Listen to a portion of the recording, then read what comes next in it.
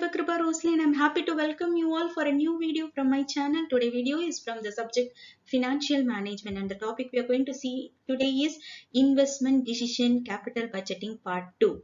Part 1 is about introduction to capital budgeting. The video is already being uploaded. I have given the link in the description. Also, you can click the I card to watch the part 1 video. I suggest you to first watch the video and then continue to watch this video. And in part 2, we are going to see payback and post payback method. And before starting the video, I wish to thank all of you for the support you're giving for my channel. And if you're new to my channel, kindly like this video, subscribe my channel and hit the bell icon so that you get notified about every new video I upload. Also, don't forget to share this video with your friends and give your valuable comments below. Yes, without further delay, let us get into the video.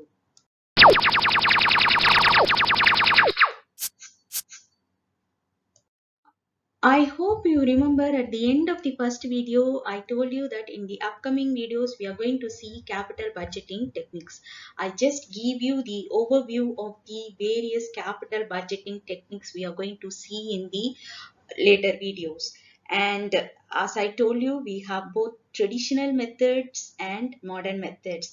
Traditional methods are non-discounted cash flow criteria method, whereas modern method are discounted cash flow criteria method. In today's video, we are going to see two techniques, that is payback period and post payback period. Right? Let us see one by one. Payback period. Payback period is the time required to recover the initial investment in a project. As we all know, these are the methods which we use to evaluate a particular project before investing in it and identify that whether this project will be a profitable one or not, right? So one such method is what payback period. Here, what will you identify is we will be identifying the time required to recover the initial investment. So if you are considering a project, we have to first invest in the project for buying it and bringing it alive, right? So that amount you spend for buying it and bringing it alive is what we call it as initial investment. Suppose we are spending rupees 5 lakh as an initial investment for a particular project. Now we have to make sure that after bringing the project into alive, so we will be getting return from the project, right? So when we start to get return from the project, now we have to identify that when we are going to get the return or recover the initial amount we have spent in the project. So initially, as per the example I'm telling, we have spent 5 lakhs in getting the project. If we spend 5 lakh in the project and it is promised that the project will give you a return of 1 lakh every year, right? So 1 lakh every year means, so only at the end of the 5th year I will be getting back the amount I have invested in the project. So this is what actually the concept of payback method. Here we have a formula to identify the payback method, that is initial investment divided by annual cash inflow. Initial investment, as I told you, the amount we initially invest to buy and bring the project alive. And annual cash inflow, the amount after bringing the project alive, the expected amount we are going to get as a return from the project. That is what we call it as annual cash inflow. How do we accept or reject a project after doing this calculation? So we will be having in our mind a predetermined payback period. For example, if I'm going to invest 5 lakh in a project, I expect that the project should repay me within 4 years. This is my predetermined expectation. When I have such predetermined expectation, as per the example, the project is paying back me only after 5 years. So now how, if the actual payback period is less than the predetermined payback period, the project would be accepted. If not, it would be rejected. The predetermined payback period in this case is 4 years, but the actual payback period is 5 years. So it is not less than the predetermined period. So we are going to reject it. Suppose in case instead of 1 lakh annual return, annual cash inflow. The annual cash inflow is 2.5 lakhs. 2.5 lakh means, okay, and the second year we'll be getting back the amount invested. So in this case, second year is the payback period, which is less than the predetermined period, 4 years. So we will accept the project. So we'll see with an example. Example 1. Project cost is rupees 30,000 and the cash inflow are rupees 10,000. The life of the project is 5 years. Calculate the payback period. So here in the problem they have given that the project cost is rupees 30,000, that is initial investment, and the cash inflow is rupees 10,000, that is the amount we are going to get as an annual return from the project, and the life of project is expected to be 5 years. So now, as we all know, the formula is initial investment divided by annual cash inflow. Let us substitute the values in the formula. So initial investment is 30,000, 30,000. Annual cash flow is 10,000, 10,000.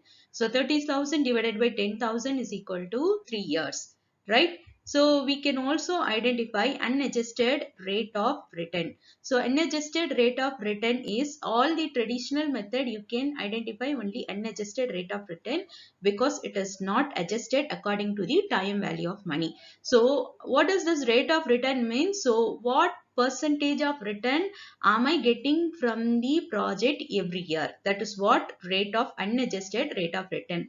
So for that the formula is annual return divided by investment into 100. Annual return is 10,000 and the initial investment is rupees 30,000 into 100. We are getting 33.33 percentage. What does indicate that if I invest in this project every year I will be getting a return of 33.33 percentage, right? So this is how the simple payback method works. Cash inflow. Before proceeding further, we should have a clear understanding about cash inflow, because for all the capital budgeting techniques, we have to use the cash inflow as the base for calculation. Just as they have given in the previous problem, they may not give the cash inflow directly in all the problems. So before proceeding further, you should clearly read the question, that what information is supplied in the question. So the information may be of any type. So first type is cash before depreciation and tax. This is the most raw data of this criteria. That is, by the functioning of the project, we are getting some return every year. That return, annual return, is what we call it as profit before depreciation and tax. We should not use this value directly in the problem. We have to do some adjustment to this value. What you have to do, see here, it is before depreciation and tax. It means that we have to adjust depreciation and tax. What type of adjustment we have to do? First, profit after depreciation and before tax. So with this given data, first you have to adjust the depreciation. If you see clearly here, before depreciation and tax, but here only before tax but after depreciation. This is the second stage. So here what you are going to do, you have to deduct the depreciation. How will you know what is the depreciation value? So we can identify by the data given in the question. Sometimes they will directly give us 10% depreciation, 20% depreciation. Suppose 1 lakh is the investment and 20% is depreciation, means 20,000 will be the depreciation for every year. In absence of such information, how you can identify the depreciation? So 1 lakh is the investment. What is the life of the investment? Life of the investment is 10 years. So if the life of the investment is 10 years, 1 lakh divided by 10, 10,000. 10,000 will be the depreciation for every year. So what you have to do, so suppose the first value furnished is profit before depreciation and tax is rupees 24,000. So now what you have to do in the second stage is you have to deduct rupees 10,000 from 24,000. So after deducting you will get 14,000. That 14,000 is what we call it as profit after depreciation and before tax, because in the actual value we have deducted the depreciation. That is why it is profit after depreciation and before tax. So next, third stage is profit after depreciation and and tax. So now we have the value where we have deducted the depreciation and not deducted the tax.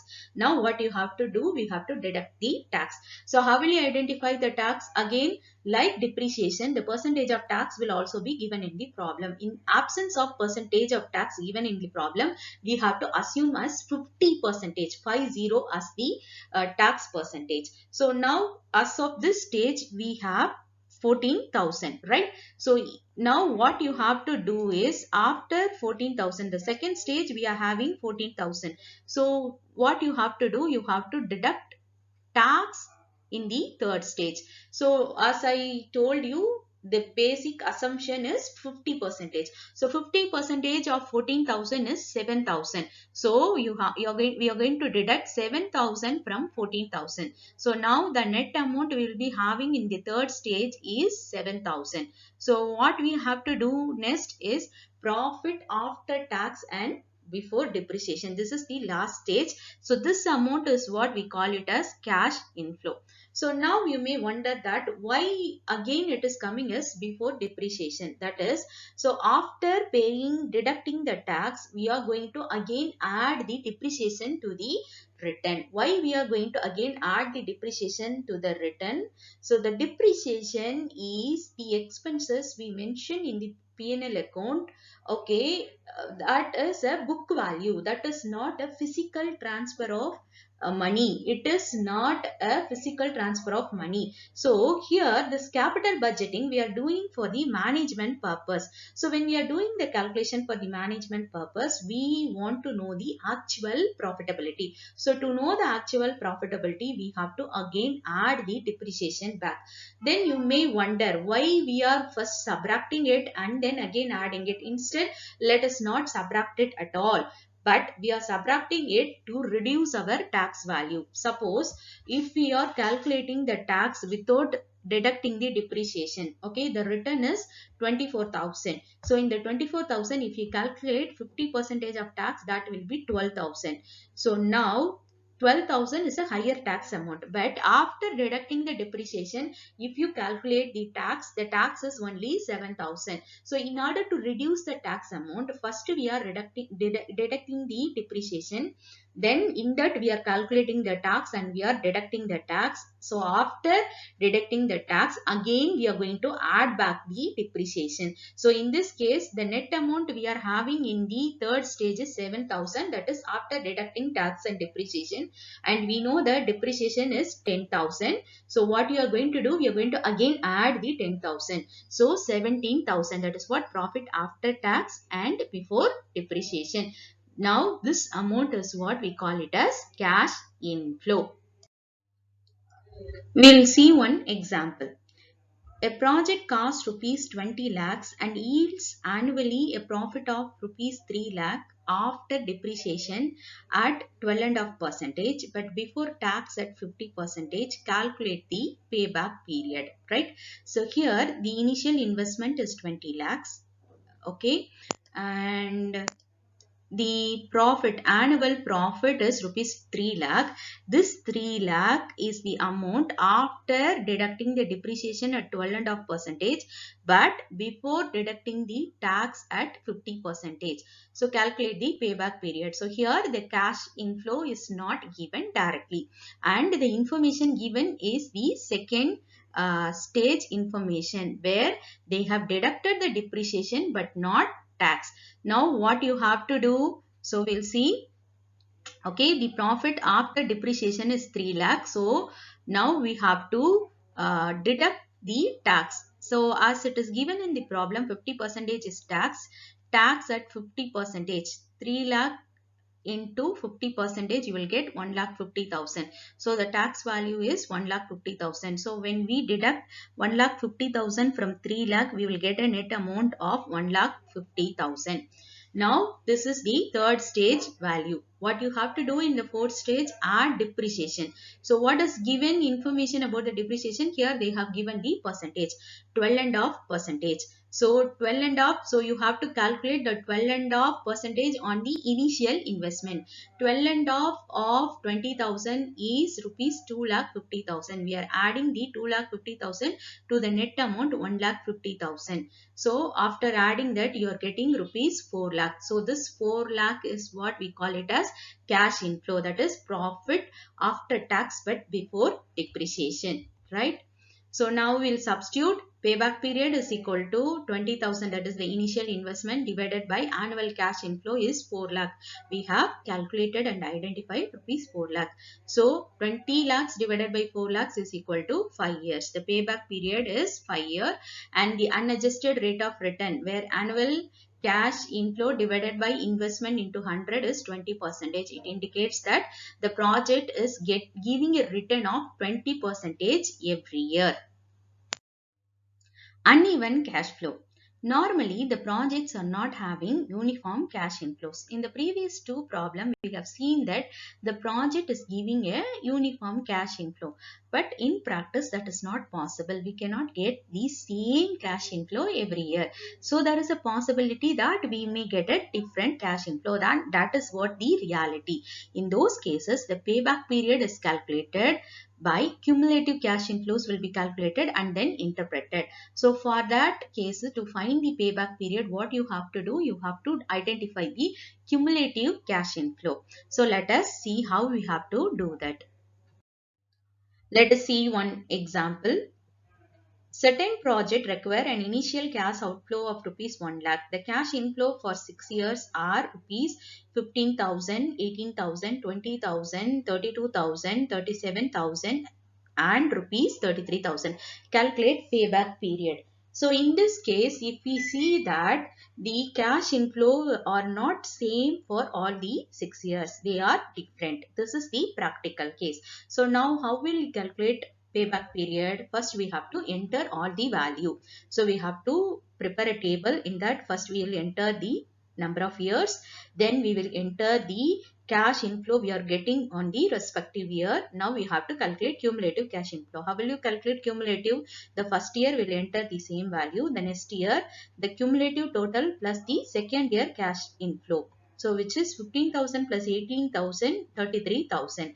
Now the cumulative total plus the third year cash inflow will be the cumulative cash inflow for the third year, that is 33,000 plus 20,000, which is 53,000. Similarly, we can calculate for all the 6 years, 85, 1,22 and 1,55. So at the end of the 6th year, if you see, we are getting 1,55. But our payback period, we concentrate to know that when we will get the 1 lakh. So if you see, the above calculations show that in 4 years, rupees 85,000 has been recovered. So we have recovered 85,000, but 5th year, if we see, that is more than 1 lakh. So it is clear that we have to recover only 15,000 in our cash inflow to know the payback period. So in the 5th year, the cash inflow is 37,000. So somewhere between the 4th and 5th year is what our payback period. It means the payback period is 4 to 5 years and it is calculated as follows. So how will you calculate? 4 years. Okay, that is sure. Now we are going to identify in which month you are going to get. Actually, how much we are yet to receive, that is 15,000. And what we are receiving in the 5th year, that is 37,000.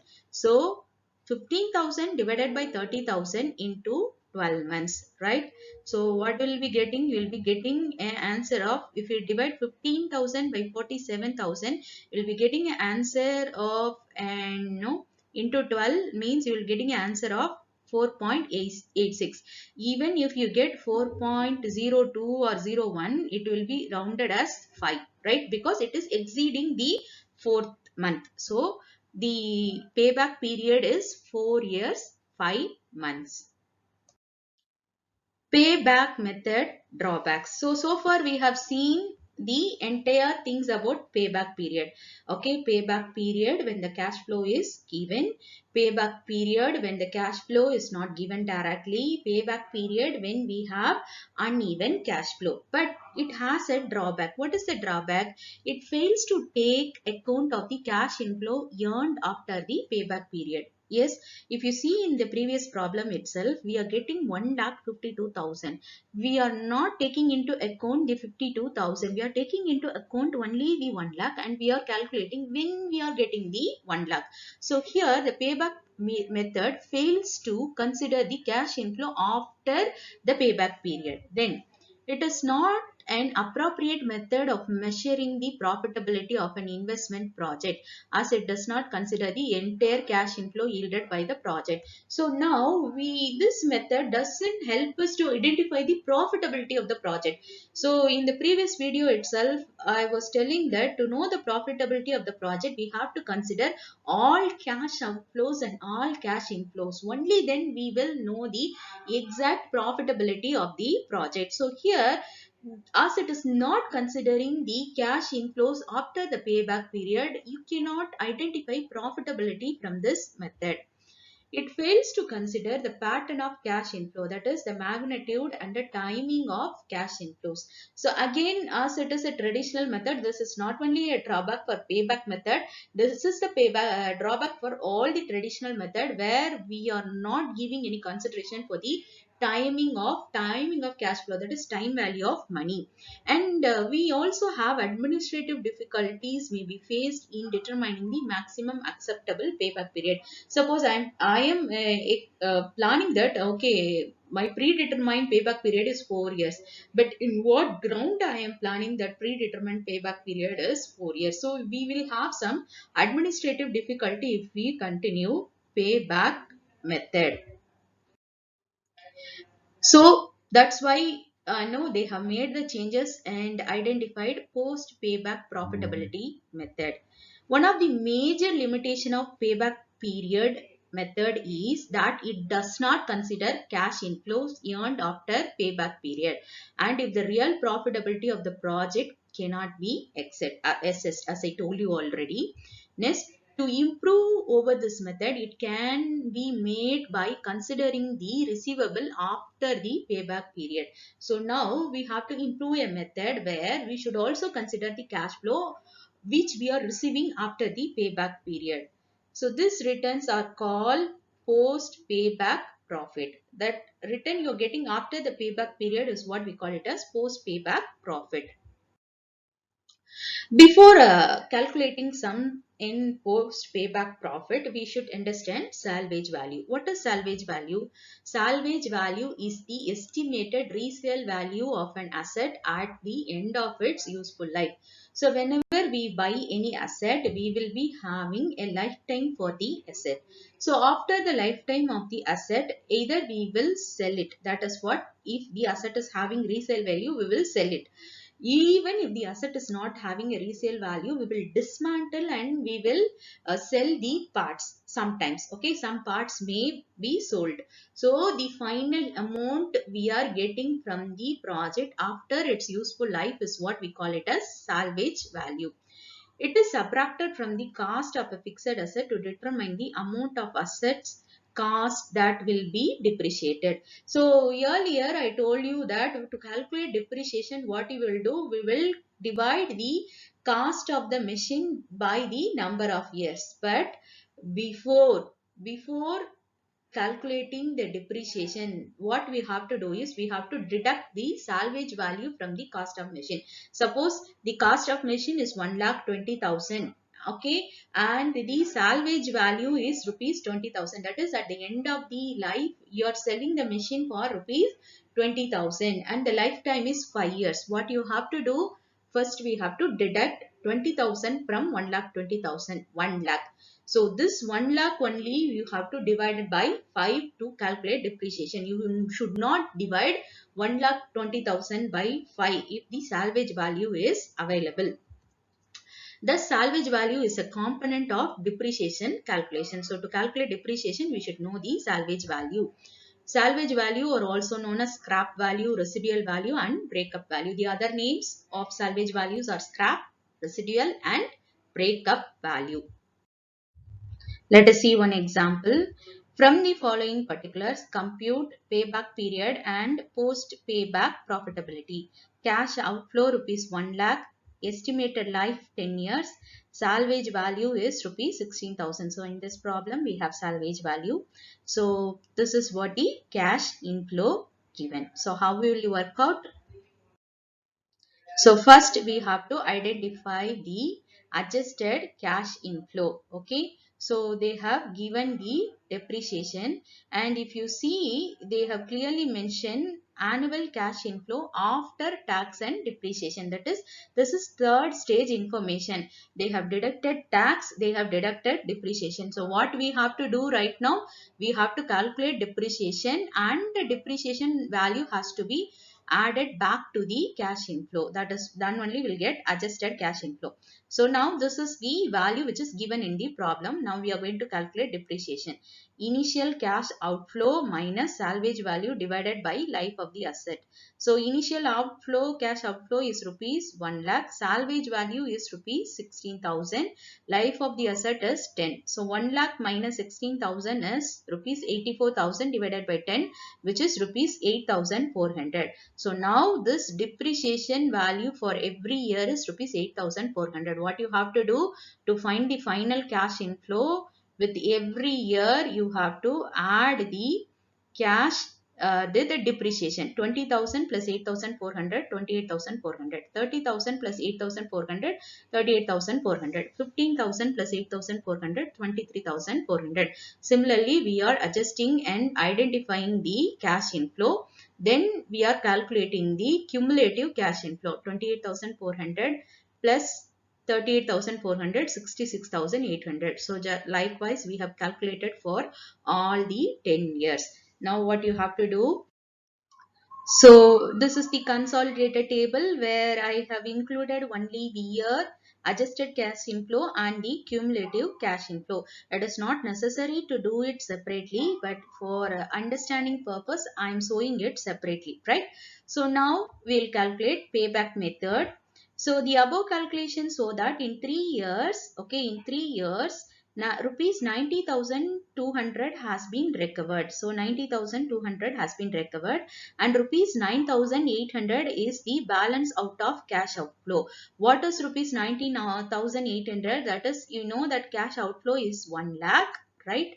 So 1 lakh minus 90,200 we get, okay, the value is 9,800. That is, we are yet to receive 9,800. In the fourth year, the cash inflow is 28,400. It means payback period is 3 to 4 years. Calculated as follows. Payback period is equal to 3 years plus we are yet to receive 9,800, right? And but we have received totally 28,400. So 9,800 divided by 28,400 into 12 months. So we are getting a value of 4.14, as I told already. So once if it has crossed the 4 itself, we have to take it as 5 months. So the payback period is 3 years 5 months, right? So now how do we calculate post payback profitability? Okay, total cash inflow minus initial investment. Total cash inflow is 2,24,000 minus initial investment is rupees 1 lakh. That is rupees 1,24,000. This is what we call it as post payback profitability. Post payback profitability index. How do you calculate post payback profitability index? That is post payback profitability divided by initial investment. Post payback profitability is rupees 1,24,000 divided by initial investment. Initial investment is 1 lakh into 100. So 1,24,000 divided by 1 lakh into 100 is equal to 124%. So here by this method we are able to identify the profitability of the project. That is, if I invest 100 rupees in this project, I am getting a return of 124 from this project. So 124% return is the project is giving to us. So this is what we call it as post payback profitability. Yes, with this I have highlighted the important things related to payback method and the post payback profitability. I hope this video is helpful for you to understand the concept. Don't forget to watch the capital budgeting part 1 because that gives you a clear idea about the basic understanding of a capital budgeting. And I will upload the other techniques in the upcoming video. If you like the way I explain, don't forget to like the video, share this video, and drop your valuable comment, and also subscribe this channel so that you get updated immediately after I upload a new video. Thank you.